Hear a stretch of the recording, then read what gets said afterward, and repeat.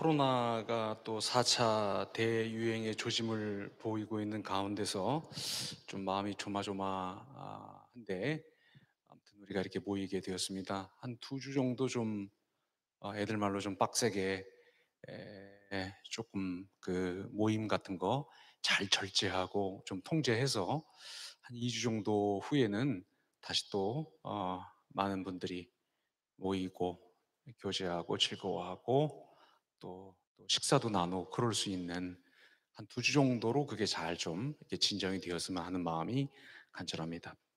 지난 시간에 이어서 예수님께서 제자들 따라오라고 하셨는데, 이제 자기 부인을 하고 따라오라 하시는 이 말씀의 의미가 무엇인가 하는 것을 좀 생각을 해보도록 하겠습니다. 세 가지로 나눠서 생각할 텐데, 먼저 우리가 자기 부인을 어떻게 실패했는가 하는 것, 두 번째로는 자기를 부인한다는 것이 조금 구체적으로 어떤 것인가, 세 번째로 자기를 부인했을 때 우리에게 어떤 결과가 찾아오는가 하는 것을 나눠서 생각하고, 세 가지 나눔한 뒤에 또 이후 시간들을 진행하도록 하겠습니다.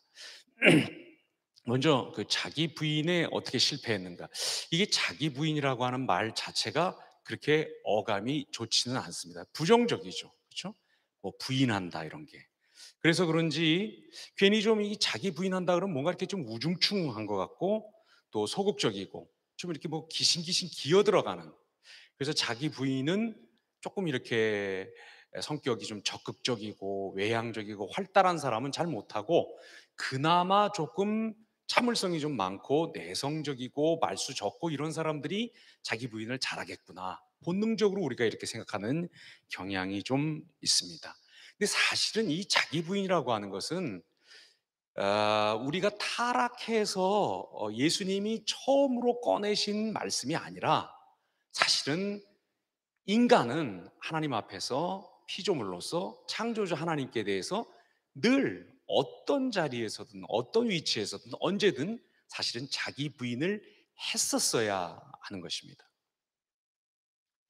에덴 동산에도 자기 부인이 있었습니다. 물론 이때는 아직 죄가 이렇게 본격적으로 창궐하고 만연하기 전이기 때문에 그야말로 조금 부정적인 이미지는 덜했겠죠. 이 자기 부인이 에덴 동산에서는 조금 더 적극적인 순종의 형태로 나타나는 것을 볼 수는 있지만, 분명한 것은 에덴 동산에서도 자기 부인이 있었다는 것입니다. 왜냐하면 사람이 하나님의 피조물인 이상 창조주이신 하나님 앞에 자기가 누구다 하는 표시는 늘 하고 사는 것, 이것이 인생이고 사실은 이게 삶의 본질이기 때문입니다. 에덴 동산에서 아담과 하와는 어떤 식으로 자기가 피조물이라고 하는 것을 나타냈을까요? 자기가 하나님이 아니다, 나는 하나님이 아니다, 나는 나를 짓지 않았다, 나는 하나님 말씀을 들어야 산다 하는 것을 어떤 식으로 나타냈을까요? 우리가 잘 알고 있는 것처럼 선악과를 먹지 않는 것, 이거를 통해서 자기 부인을 배우고, 그 자기 부인을 통해서 내가 누구며 어디에 있어야 하고, 내가 누구라고 하는 것을, 하나님이 하지 말라 하시는 것을 하지 않고 하라 하시는 것을 함으로써 하나님의 말씀을 듣는 내가 누구다 하는 것을 표현을 했는데, 그게 그런 그 자기 한계, 내가 피조물에 불과합니다, 나는 하나님이 절대 아닙니다 하는 것을 표현하는 것을 이렇게 선악과 시험을 통해서 표현했다는 것을 우리가 알아야 합니다. 우리가 누군가의 말을 들으면 그 사람의 종입니다. 누군가의 권위 아래에서 그 권위를 존중하고 따르면 그 권위자의 통치를 받는 위치가 되는 것입니다.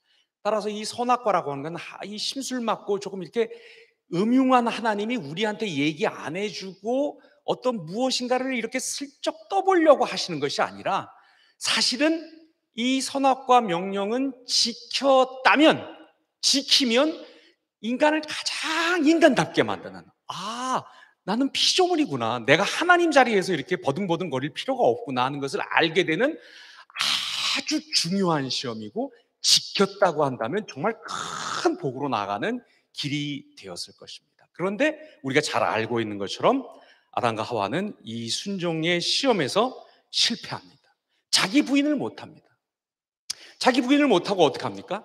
사탄이 꼬이는 대로 불순종하는데 그 불순종의 가장 핵심이 무엇입니까? 불순종에서 가장 큰 핵심이 뭐예요? 따 먹었다 단지 그게 아니죠. 거기 뭐 독이 있었겠습니까? 그 뭐 이렇게 그 사과처럼 이렇게 그려놓긴 합니다만 괜히 그 죄로 이게 사과 농장 어떨지 모르겠는데 아무튼 뭐 무슨 그 선악과 자체에 무슨 화학적인 성분이 있어서 들어가니까 그때서야 선악을 알게 되고 그전에는 선악도 모르고 바보들처럼 그냥 에이 이렇게 하고 옷도 벗고 그냥 나 잡아봐라 이러면서 그냥 무화과 보리수 아래서 100만 년 자고 일어나서 또 한 100만 년 또 하프 키고 또 졸리면 자고 시냇물 먹고 이런 상상을 하시면 안 됩니다. 그렇죠? 사탄이 아담과 하와를 시험하는 가장 핵심은 무엇이었습니까? 먹느냐 안 먹느냐 그런 행위가 문제가 아니었어요. 뭡니까? 너 하나님처럼 되는 길이 있어 이거예요. 사람이 하나님처럼 되는 것 사실 이게 하나님이 사람에게 정해놓으신 운명입니다. 사람에게 하나님처럼 되는 길을 열어주시는 것 그것이 하나님의 창조의 원래 목적입니다. 그냥 이렇게 사는 것이 이게 다가 아니라 우리가 하나님적인 본성에 참여하는 것 그걸 자녀라고 말을 하는데 그 자리까지 올라가는 것을 하나님이 원하신 것입니다. 그런데 문제는 뭐냐면 어떻게가 문제입니다. 어떻게 했습니까? 아담과 하와가 인간이 하나님처럼 되려고 하고 인간이 하나님을 대신하려고 하나님 대신에 내가 나를 다스리고 내가 내 운명을 결정하고 나는 나야 라고 하는 주장을 하려고 했던 거 이게 선악과 시험의 가장 중요한 핵심입니다.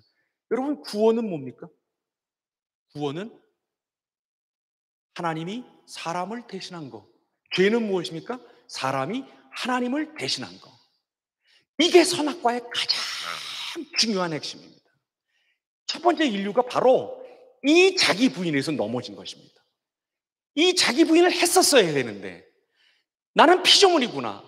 나는 하나님이 아니구나. 하나님이 나를 하나님과 같이 만드는 방법은 따로 있구나. 그거를 따라갈 때 내 운명이 완성되고 나의 인간됨이 내가 나됨이 나의 정체성이 드디어 확립이 되는 것이구나 알고 거기에 순종했어야 되는데 하나님을 대신하려고 하는 것 때문에 인간이 영영 하나님의 면전에서 쫓겨나는 일이 벌어지고 드디어 모든 것들이 꼬이게 되고 하나님처럼 되기는커녕 죽음이 고역이 갈등이 찾아오는 어두운 현실이 닥치게 되었던 것입니다. 이 자기 부인이라고 하는 것 이게 참 오늘날 소위 우리가 말하는 무슨 포스트 모던 정말 어울리지 않는 말이에요. 어떻게 해서든지 무슨 꼬투리를 잡아서라도 자기를 주장하고 자기를 관철하고 자기 의지를 펼치려고 하는 이 세상에서 자기를 부인한다는 것이 정말 참 너무 어려운 일이고 안 어울리는 일입니다. 하지만 사람이 무엇인가, 사람이 도대체 어떻게 생겨먹은 것인가 하는 그 본성을 가만히 들여다보면 자기 부인만큼 사람에게 잘 어울리는 것도 없고 또 모든 인간은 불신자라 할지라도 사실은 자기 부인을 할 때 어떤 형태로든지 할 때 가장 인간다워지는 것을 알 수가 있습니다. 여러분 우리가 잘 아는 가톨릭 시인이죠. 정호승 시인이 제가 참 좋아하는 분인데 이분이 쓴 무슨 산문집에 보니까 그런 말이 있더라고. 사람은 아무튼 어떤 형태로든 간에 짐을 져야 사람답게 된다. 이 짐을 진다는 거 이거 일종의 자기 부인 아니겠습니까?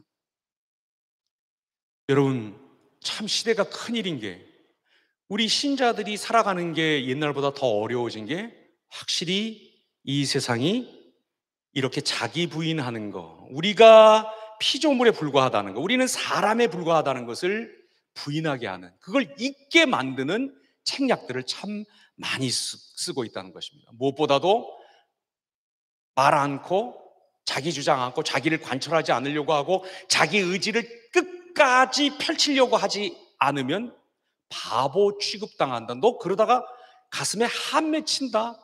너 그거 억울해서 못 산다 하는 게 사회 전체의 분위기가 된 것을 어렵지 않게 느끼고 있습니다. 그리고 마치 자기 부인한다고 하면, 이 신앙의 길에 들어서서 자기를 제대로 부인한다고 하면, 야, 이제 쇼핑은 다 글렀구나. 이제 맨날 봄, 여름, 가을, 겨울 1년에 4번 단기 선교 인도네시아 저기 가가지고 등짐지고 한 사흘씩 걸으면서 뭐 그런다면서요, 인도네시아 팀들이. 그래서 이렇게 인도네시아 팀들이 세다고 하는 얘기를 들었는데, 그러면 캄보디아 팀은 또 왜 센 거예요? 아무튼, 야, 이거 이제 큰일 났구나. 이거 뭐 아무것도 못하고 이제 그냥 뭐 화장품 같은 것도 못 사고 어디 가가지고 네일 아트를 해. 여러분 겸손 다녀오셨어요? 제가 한번 소개했잖아요. 저기 송파구 이렇게 그 뒤에 있는 게 겸손이라고, 빨리 그거 갔다 오세요. 그 저기 이 네일 그 하는 집 이름이 겸손이에요. 겸손. 나 그거 100% 크리스찬이 하는 거라고 하는데, 제 왼쪽 손목 안 걸겠습니다. 꼭 한번 가보세요. 아무튼 저기 검색하셔서 지금 하시지 말고 꼭 그런 말을 이렇게 잘 들으시는 분이 계세요. 아무튼 겸손은 다녀오세요, 여러분. 야, 이제는 겸손 못 가는구나. 그 한번 그거 가서 뭐 색칠하는데 얼마나 듭니까? 한 4, 5만 원 드나요? 3, 4만 원? 제가 너무 비싸게 불렀나? 잘 모르겠어요. 우리 집엔 그거 하는 사람이 제 아내는 없어가지고. 이따가 끝나고 로비에서 제가 좀 검사하겠습니다, 자매님들. 그런 돈을 어디 손톱에다 갖다 씁니까? 그렇죠? 선교원금 해야지. 이제 큰일 났구나.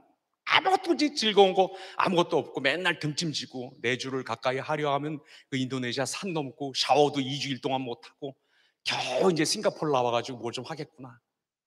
이제 맨날 월요일마다가 그 중보기도 거기 들어가야 되겠구나.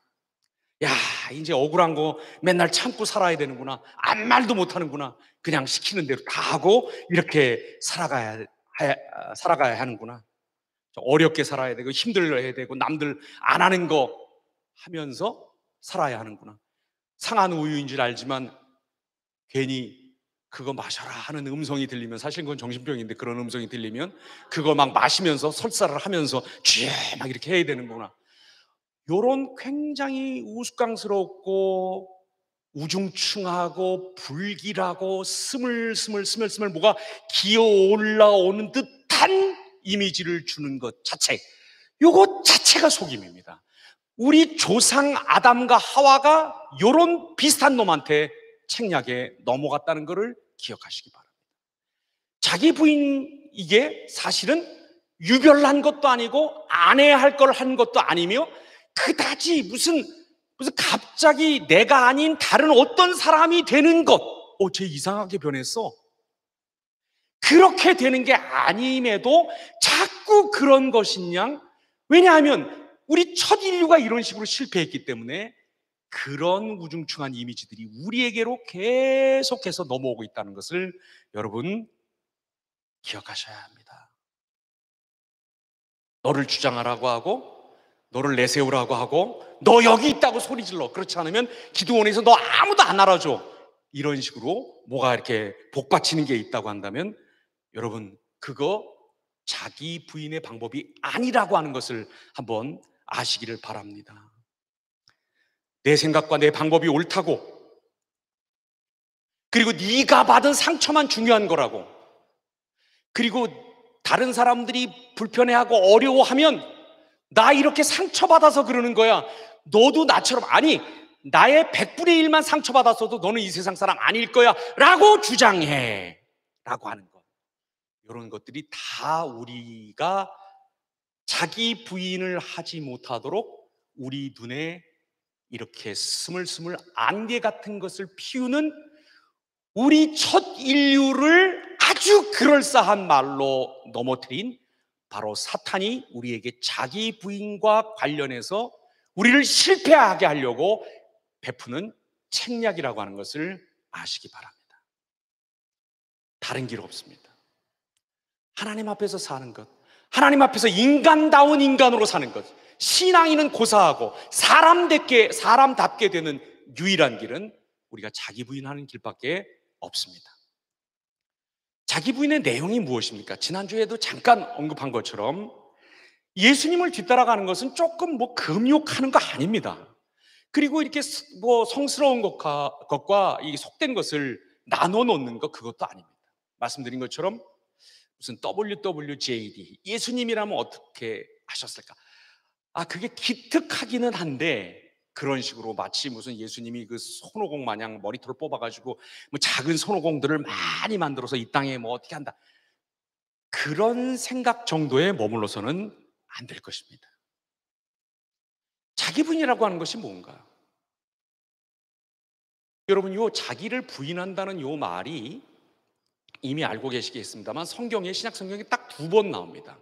한 번은 예수님이 제자들에게 자기를 부인하라고 말씀하실 때 한 번 나오고, 그 다음에는 베드로가 예수님을 모른다고 잡아뗄 때 한 번 나옵니다. 그래서 자기를 부인한다는 요 말은 사실은 어떤 말이냐면, 인연이 없습니다. 난 당신이랑 상관없습니다. 우리 서로 몰라요. 누구시더라? 이게 바로 부인하는 것입니다. 그렇다면 여러분 생각해 보십시오. 자기를 부인하라. 자기를 어떻게 하라는 것입니까? 여러 가지 의미가 있겠지만, 첫째로 자기를 그렇게 대단히 여기지 말라는 겁니다. 자기를 조금 객관화하라고 하는 겁니다. 자기를 좀 삼자 보듯이 하라고 하는 것입니다. 옆에서 난리가 벌어져도 남의 일이면 우리가 그냥 멀뚱멀뚱 침착하고 냉정하게 대하지 않습니까? 근데 그게 내 일이면 작은 일이라도 막 뒤집어지고 침 튀기고 막 난리 나지 않습니까? 그렇게 자기를 부인한다고 하는 것이, 너 그렇게 중요한 사람 아니야. 너 지금 누구 앞에 서 있는지 좀 생각을 해봐. 누구 앞에 있어? 하나님 앞에. 하나님 앞에서 너 그렇게 중요한 거 아니야. 하나님이 더 중요하신 거야. 왜? 하나님이 너를 있게 하셨기 때문에. 그분 말씀을 먼저 들어봐. 그러기 위해서 네가 너를 좀 다른 사람 보듯이 눈 껌뻑껌뻑하면서 너를 좀 객관화해봐. 너를 좀 멀리 떨어뜨려 놓고 봐봐. 네가 그렇게, 네 기분이 그렇게, 네 가치가 그렇게, 네 자존심이 그렇게 중요한 거 아니라고 한번 기도해봐.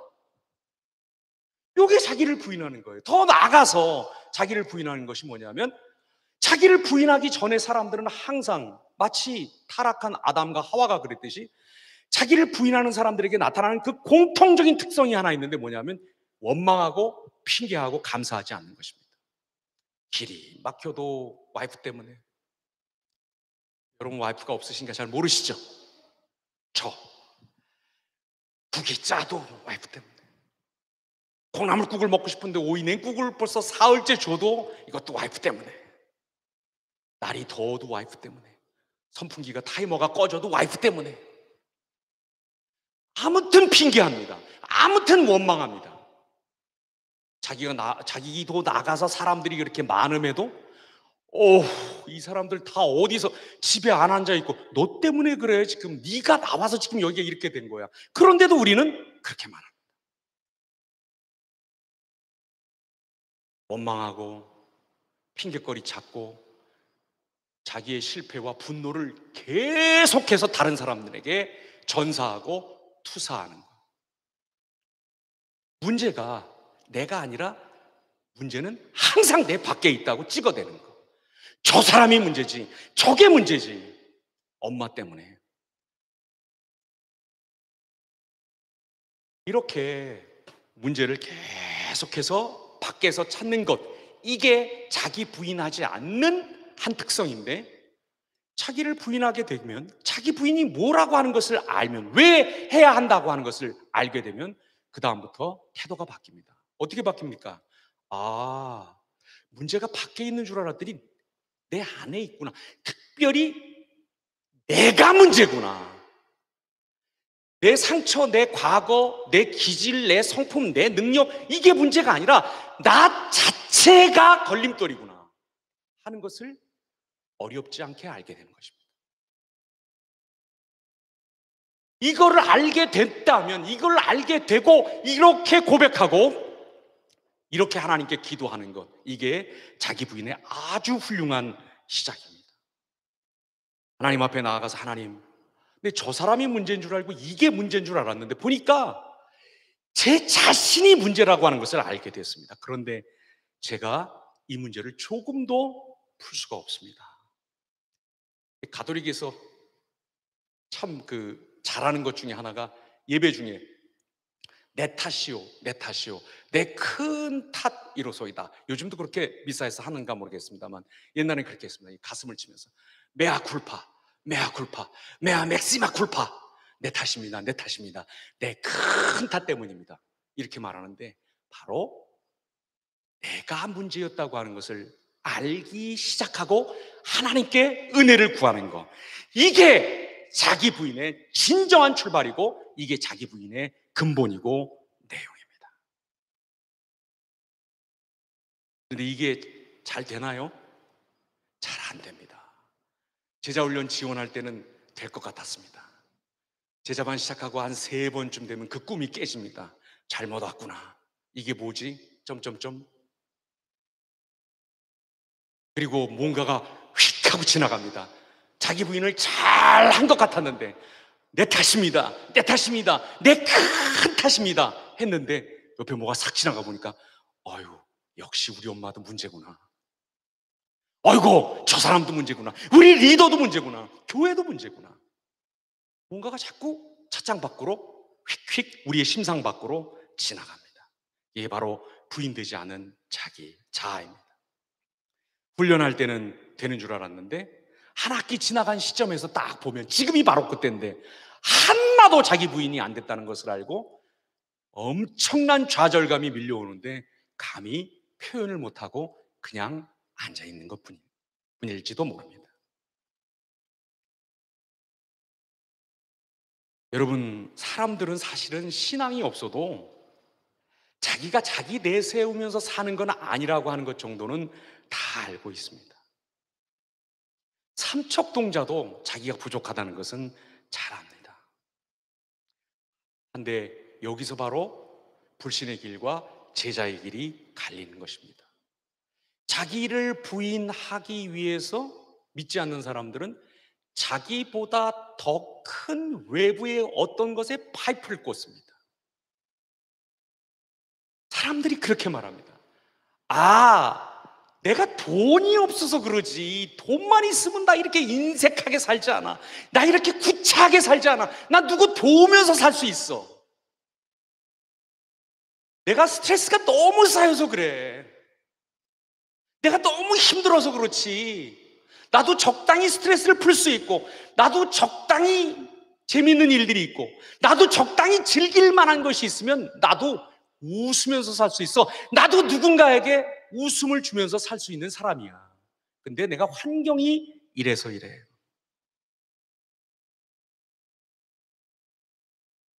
내가 너를 만나서 그렇지 다른 사람을 만났으면 내가 지금쯤 훨훨 날고 있을 거야. 아니, 내가 아직 싱글이라서 그렇지 하나님이 내가 지금까지 기도한 대로 수만 번은 기도했을 텐데 그대로만 하나님이 배우자를 주시면 아이, 난 이렇게 봉사 안 해. 진짜 정말 주일학교 뛰고 뭐 어디 뛰고 교구 뛰고 하면서 정말 교회를 위해서 하나님의 선교를 위해서 정말 백골난망이 되도록 나는 섬길 거야. 웃기는 소리입니다. 그게 다 신혼여행 가서 싸우고 각각 따로 돌아올 겁니다. 한 분은 비행기 타고 한 분은 밀항에서. 돈이 있으면 나는 안 그런다고요? 더 할 거예요. 즐길 만한 것이 있고 삶의 여유가 있으면 나 이렇게 인상 찌푸리고 다니는 사람 아니라고요? 아니에요. 여러분, 더 많이 사람들 무시할 거예요. 더 많이 정죄할 겁니다. 안 돼요. 문제가 밖에 있질 않아서 그래요. 밖에 있는 그 무엇으로 우리를 고칠 수가 없어요. 고칠 수 있으면, 그런 것으로 우리를 고칠 수 있으면 우리의 내면이 이렇게 고장나지 않았을 것입니다. 뭐가 바뀌어야 합니까?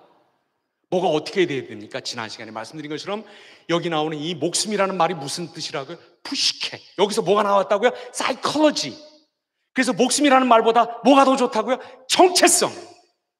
우리 정체성이 바뀌어야 돼요. 어떻게 바꿉니까, 이거를? 바뀌었다 그러면 되는 거예요? 바뀐 것으로 그냥 믿겠습니다 그러면 믿어지는 거예요? 그게 현실이 되는 거예요? 아니요. 핵심이 있어요. 뭡니까? 우리에게 새로운 푸시케, 새로운 정체성, 아이덴티티를 주기 위해서 자기 하나님의 아들 된, 하나님의 가장 보석 같은 존재가 된 것을 버리신 분이 계세요. 그것을 우리를 위해서 완전히 깨어내놓고 완전히 잘라내놓고 완전히 쏟아버리신 분이 계셔요. 내가 너희의 심장을, 너희의 목숨을, 너희의 푸시케를, 너희의 정체성을, 너희의 personhood, 너희의 사람됨, 너희의 됨됨이를 위해서 내가 내 거를 버렸다. 내가 십자가에 벌거벗고 올라가서 고통받으며 죽을 때까지 너희를 사랑하여 내 것을 버렸다. 이거를 받아가라. 그 예수님과 인격적으로 만나는 것입니다. 그 예수님과 인격적으로 동행하는 것입니다. 그분의 음성을 정말 심각하게 한번 들어보는 것입니다. 핑계하지 말고 더 이상 문제를 밖에서 찾지 말고 누구 때문에 그랬고 무슨 사건 때문에 그랬고 어렸을 때 학대를 받아서 그렇고 그런 것이 영향을 안 준다는 얘기는 아닌데 그 얘기에 갇혀서는 단 한 발자국도 나갈 수 없으며 사실은 그것만큼 좋은 핑계가 없어요. 엄마 아빠가 이혼을 하셔서 그렇지, 집이 가난했어서 그렇지, 그때 내가 발레를 하신 분이 계셔가지고 말을 못하겠는데 내가 그때 발레를 시켜달라 그랬는데 엄마가 발레는커녕 미술을 하라 그러는 바람에 내가 이 모양 이 꼴이 돼. 여러분, 우리가 어떤 일의 상처를 받는 사람이 되고 그 상처 중에는 정말 감히 우리가 이렇게 함부로 말할 수 없는 빠져나오기 영영 불가능한 상처가 없다고 제가 얘기하는 게 아니에요. 하지만 그 상처가 있다는 것과 그 상처를 빌미로 누군가에게 계속 비슷한 상처를 만들어내는 것은 또 다른 얘기라고 하는 것을 아셔야 합니다. 오늘 내가 너를 위해서 내 됨됨이를 버렸다고, 하나님 됨을 버렸다고, 내 부식회를 버렸다고 말씀하시는 예수님. 그래서 나와 나의 복음을 위하여 목숨을 버리면, 즉 나와 내가 전해주는 복음 앞에서 새로운 정체성으로 너희 옛 것과 바꾸는 그 사람은 반드시 살 거라고 하는 주님의 말씀을 들으시길 바랍니다. 오늘 이 예수님의 말씀을 한번 귀 기울여서 들으시고, 야, 그렇구나, 내가 지금 좀 비틀거리고 또 옛날로 돌아가는 것 같고 저기서 끄는 힘이 너무 세고 되는 줄 알았더니 또 안 되고 막 자기를 부인하려고 갔는데 이게 웬 자기가 왜 이렇게 많은지, 옛날에 그냥 마음 놓고 죄 질 때는 그냥 죄 짓는 자기와 그거를 그냥 이렇게 1년에 한두 번 정도씩 이러면 안 되는데, 혹시 이러다가 교통사고 뒤에 와서 누가 팍 받고 그러면 안 되는데, 하나님 벌 주면 안 되는데, 이 정도 좀 불안해하면서 사는 것으로 살 수 있었는데, 이제 정말 주님의 말씀을 따라서 자기를 부인해 보려고 그러면 더 힘든 일들이 굉장히 많이 벌어지는 것을 알 수 있습니다. 어떤 매에 맞으면 아픈 줄 아세요, 여러분? 안 때리려고 참고 참다가 팍 나가는 거, 이거 맞으면 진짜 아픈 거예요. 맞아 보실래요? 세 분만 모실까요, 위로? 그거예요. 그러나 그 순간에도 예수님의 하신 일과 그 말씀이 진실하다는 것을 믿고, 여러분, 넘어져도 깨져도 그 파편을 예수님이 십자가 쪽으로 튀기면서 배밀을 해서라도 예수님 앞으로 기어 나오면서 이 은혜를, 자기 부인의 은혜를 구해보시기를 바랍니다.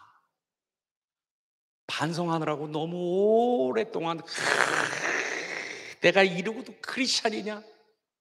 그러지 마시고, 넘어지셨으면 아무 일 없었다는 듯이 뻔뻔하게 탁탁 털고 얼른 그 자리에 오셔서 넘어진 그곳에서 다시 시작하시기 바랍니다. 혈루증 앓던 여인, 얼마나 뻔뻔합니까? 이 혈루증 앓으면 이게 의식법적으로 부정하기 때문에 사람들 사이에 돌아다녀서는 안 돼요. 율법을 어기는 것이기 때문에. 그 여인이 만졌던 그릇조차도 부정한 것이기 때문에 그걸 만지면 안 되는데 어딜 공중에 나와요. 근데 나와서 뻔뻔하게도 예수님 뒤로 와서 예수님 옷자락을 붙들죠. 왜 옷자락을 붙들겠어요? 기왕이면 백허그를 꽉 이렇게 뒤에서 누구게 막 이러면서 이렇게 하지 왜 예수님의 옷자락을 잡았을까요? 경건한 유대인들은 옷술에 하나님의 말씀을 달았어요. 그걸 잡았다는 얘기예요. 말씀의 본체이시며 말씀이시며 이 말씀으로 우리를 살리시는 당신을 붙듭니다. 이러고 나왔던 뒤로 돌아 나와서 예수님의 옷자락의 말씀을, 그 술의 말씀을 붙들었던 여인처럼 넘어져도, 자기 부인하다 넘어져도 창피하게 생각하지 말고 다시 일어나셔서 예수님 앞으로 나오는 우리 모두가 되기를 바랍니다. 자기 부인의 놀라운 결과가 있습니다. 뭐 길게 얘기하지 않겠습니다. 이 청교도 설교자 중에 조나선 에드워드라고 하는 유명한 분이 계십니다. 이분이 그리스도인이 이 세 가지를 알고 붙들면 그 사람의 신앙은 반드시 결실할 것이라고 말한 것이 있었습니다. 뭐냐 하면, 예수님을 바르게 따르면 우리의 모든 약점은 강점이 될 것이고, 두 번째, 모든 강점은 강점으로 영원히 빛날 것이며, 세 번째, 가장 좋은 것은 오고 있는 중이다. 이렇게 얘기를 했습니다. 여러분, 자기를 부인하며 예수님 꽁무니 이게 줄줄 쫓아가는 게 우습게 보여도, 예수님을 자기를 부인하며 따라가는 그 길에서, 그것이 과거의 문제든 과거의 사건이든 어린 시절의 쓴뿌리든 우리가 타고난 기질상의 약점이든 환경적인 결과든 간에 우리가 가지고 있는 약점들이 엄청나게 보완이 되면서 강점으로 변합니다. 안 믿으십니까? 죄송합니다. 제가 워낙 강점만 가지고 있는 사람이어서 옛날에 이런 약점이 있었는데 지금 이렇게 됐다 드릴 말씀이 없습니다. 제가 누구를 좀 예를 들어야 되나, 이영선 교사님을 예를 들어야 되나 잘 모르겠습니다만, 여러분, 우리가 가지고 있던 그 어떤 약점도 자기를 부인하며, 주님 맞습니다, 이 문제는 제가 피해자였지만 그럼에도 원망하지 않고 자기 부인하고 예수님 따라가겠습니다 하다 보면 우리 안에서 엄청난 가능성들이 일어나는 것을 볼 수가 있습니다. 두 번째, 그렇게 해서 주님 앞에 인정받는 강점은 사라지는 것이 아니라 영원히 빛날 것입니다. 하나님의 나라, 하늘로 뭐 이렇게 붕붕 떠다니는 것이 아니라 바로 이 땅 위에 임할 것이라는 것을 언제 한번 소상히 말씀드리겠습니다. 이 땅에 하나님의 나라, 새하늘과 새 땅, 새 예루살렘이 창설될 텐데, 여러분, 그때 우리가 예수님을 따르면서 고치게 된 사라진 약점들, 그리고 남은 강점들, 그것들을 가지고 주님 앞에 나갔을 때 주님께서 크게 기뻐하시면서, 야, 너 보니까 너를 부인하며 네 십자가를 지고 나를 따른 흔적이 그렇게 강점으로 남아있구나 하고 칭찬해 주실 것입니다. 셋째로, 가장 좋은 것은 오고 있는 중이다. 아직 오지 않았다. 가장 좋은 것 무엇입니까?